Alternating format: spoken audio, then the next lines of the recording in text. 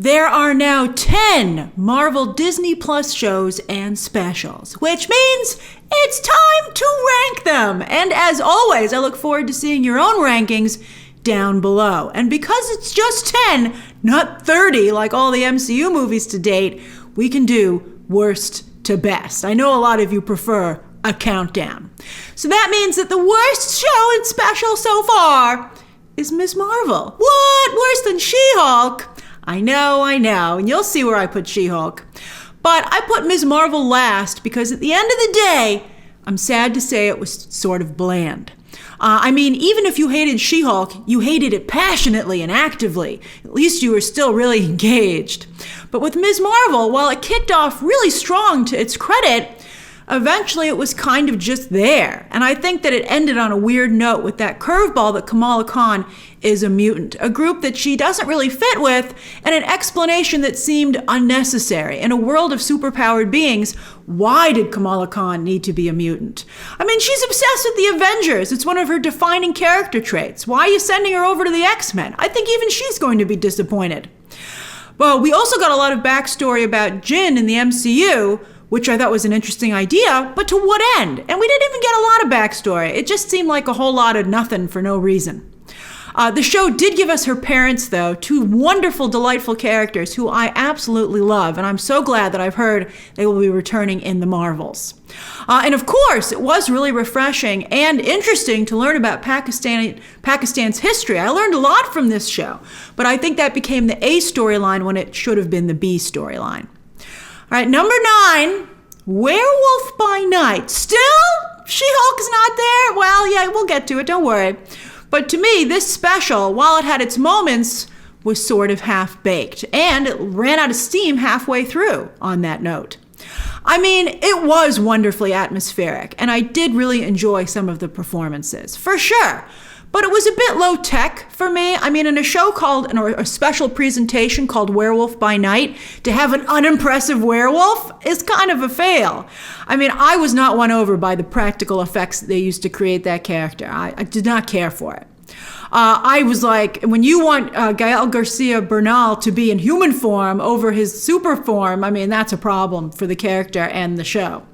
And the lack of a Blade cameo, this was screaming out for a Blade cameo. I can't believe they couldn't get it together to make that happen. Or anything else really to tie it to the MCU. They had that one shot of gore, and you're like, that's weird, but I'll take it. But it just took a lot of energy away from the show, the special. All right, number 8, here's She-Hulk. The show that arguably broke Marvel Disney Plus shows, and maybe even arguably, I think it teamed up with Thor: Love and Thunder to really to deliver a devastating blow this year. Not just because She-Hulk went full feminist, but it didn't really deliver on the promises of a She-Hulk show. Very little fighting, very little She-Hulk. Like, you can't afford to do She-Hulk, why'd you do the show? And what the heck did they do to her main villain, Titania? It left a lot of us scratching our heads, even those of us who are willing to give the show the benefit of the doubt. But I did love some of the commentary on feminism and what it's like for women today. I thought that was excellent, some really good stuff. And it was a great nod to the She-Hulk comics to have her really break the fourth wall in the finale, although they did take it too far and undercut not just the whole season, but they kind of undercut the MCU in general. I didn't think that Kevin thing was funny. I don't know why Kevin Feige agreed to it. I guess it got him out of having to be on the show himself. But I'm like, I think it would have been better if you'd been on the show, quite frankly. Also, the show did give us Madison and Wonger, so who could not love that? I love them so much. I felt bad they never came back. I thought the take on Emil Blonsky, aka Abomination, ended up being pretty interesting. And of course, Daredevil. Oh, that was pretty great. That was great. He wasn't perfect, but I thought it was really fun. He had a hallway fight, and they gave him flippy flips. Oh, I love flippy flips on Daredevil. They look good on you, buddy. They look good on you, Charlie Cox. So, I think that helped that show a lot. Number 7, Hawkeye. If not for the Christmas angle and an amazing assist from Yelena Belova. Wow. I loved every inch of her performance here. This show would have been further down on the list if not for those elements. And also, I don't think any of us will ever forget the nightmare that is what they did to Kingpin. Who'd have ever thought we'd see the day that comics accurate was a bad thing? Haley Steinfeld is perfect casting as Kate Bishop, and I'm sure some of you who are her fans are kind of bummed that this is number 7. But, I just don't think they did enough with her, right? I mean, she was easily outshone. I mean, the best thing about her character was her friendship with Yelena Belova. And it was great to dive a little bit further into the world of the one non-powered Avenger, Clint Barton. But I got to tell you, as someone who's read the comic this show is based on, the source material did it better. I mean, maybe they had too many characters here. We didn't get the deep dive into, I mean, they made Kate Bishop the star of this show. And if it had been from Clint Barton's perspective, I think maybe it would have been a little bit more effective, to be honest with you. Still, the show had its moments. Loved the season finale, the season finale at Rockefeller Center. That was fantastic. And again, the Yelena Belova stuff, including how she got blipped. I mean, that stuff was all just fantastic. Number 6, Moon Knight. That's right, it's number 6. Because even though all the episodes didn't really work for me, and the show cheaped out in a number of ways, I put Moon Knight at this position because of the incredible character work by Oscar Isaac. He was phenomenal. He made Mark Spector and Stephen Grant seem like truly two very real separate people, which made the fact that they shared a body all the more of an interesting scenario, because there wasn't somebody you were like, okay, let's get rid of that one. You were like, I love both of you. Ethan, also, we're all very excited to meet Jake Lockley, and I love that they had that tease at the end. That was crucial to this show working, and I'm glad they did it. Ethan Hawke also acted his heart out as the show's villain, which again, didn't always work, but it wasn't Ethan Hawke's fault. But why did Marvel kill yet another villain after just one outing? Why did they do it? Is it in these actors' clauses for their contracts to get them to sign on? And it was also just great, although I guess death is not final with these characters, so maybe he could come back now that I think about it.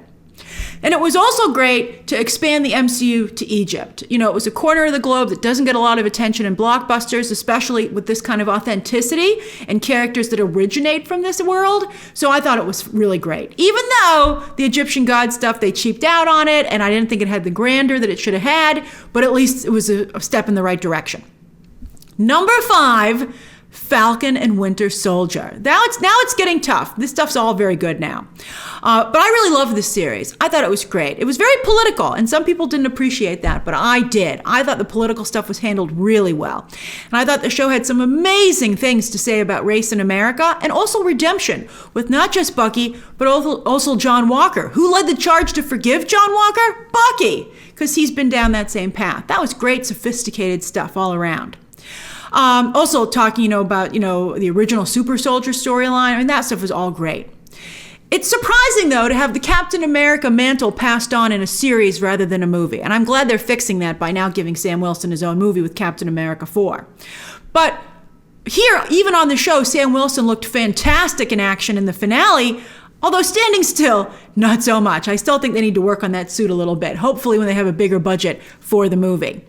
And it was great to get more of a feel just for Sam as a person, to show his military background, which we knew about, but the camaraderie. And that was great, that evolution. I mean, we met him at a veterans meeting, and to see him still as someone who takes great responsibility.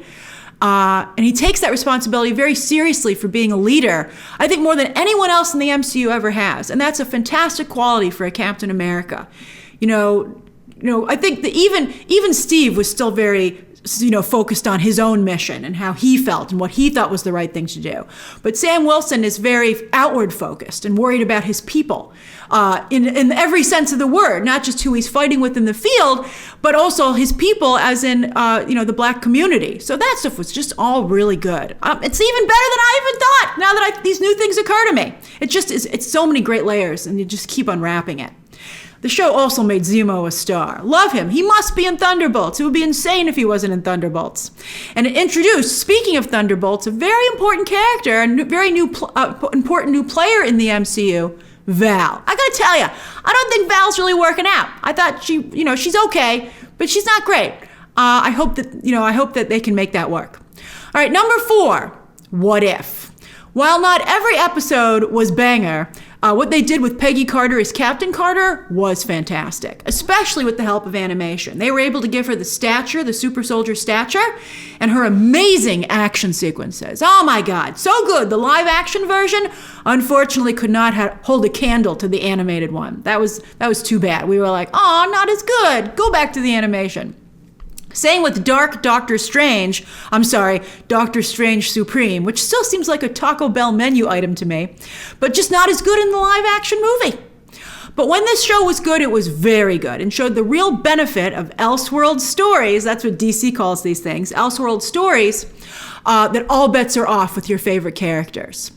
Great character work here also with Natasha, right? Better than her movie. Really good stuff. Even though ScarJo couldn't be bothered or perhaps was too upset about her payment situation to show up. Lake Bell, though, was a very suitable stand-in. Number 3, the Guardians of the Galaxy Holiday Special. I know, so high up, but really, it's so good. It's movie good. From here on out, this is movie level quality content on my list. But not only is this special top-notch for the MCU, it's just a great holiday special as well. Very funny, very touching, very Christmassy, and also a funny send-up of Hollywood with Kevin Bacon doing great work as the guest star. And Mantis levels up to become a major Guardians of the Galaxy character. We love to see it. Fantastic. This is what a Marvel Studios presentation should be. A great standalone story, not a half-baked pitch for a series. Sorry, Werewolf by Night. Sorry, but you know it's true. Number 2, Loki. Oh, it was tough, but, you know, Wanda. We'll get to Wanda in a moment. Anyway, this series was incredible. Oh my goodness. The most watched to date, the first to get a second season. Although What If is also getting a second season, to be fair. It's not only great to see Loki front and center, but the TVA were handled fantastic. Owen Wilson, perfect casting. All the stuff was great. And Sophie DiMartino, even though I don't think she impressed a lot of us out of the gate, she ended up being a fantastic character and a great love interest for Loki. And it shows the importance of what Tom Hiddleston has done for this character, which was highlighted by Marvel Studios themselves with a couple of special features, featurettes. But Tom Hiddleston has made himself the gatekeeper of Loki, not only because he cares about the character, but he's the cornerstone of his career. If only other actors would take this much interest and protect their livelihoods as well. But Tom Hiddleston really is a living, character Bible for Loki, and the character benefits because of that.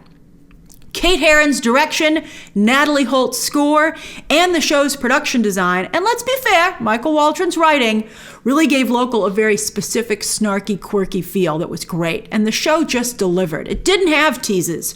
We got our multiple Lokis. Richard E. Grant is classic Loki, unforgettable. And Kang actually showed up. They didn't just knock at the door. He wasn't out somewhere, he wasn't like, come back in a movie. He was there, and that was fantastic. I still remember that moment, watching it at 3 a.m., and the elevator doors opened, and there was Kang. Oh, it was great. But then finally, the number 1 show, WandaVision. The first one out of the gate, still the one to beat.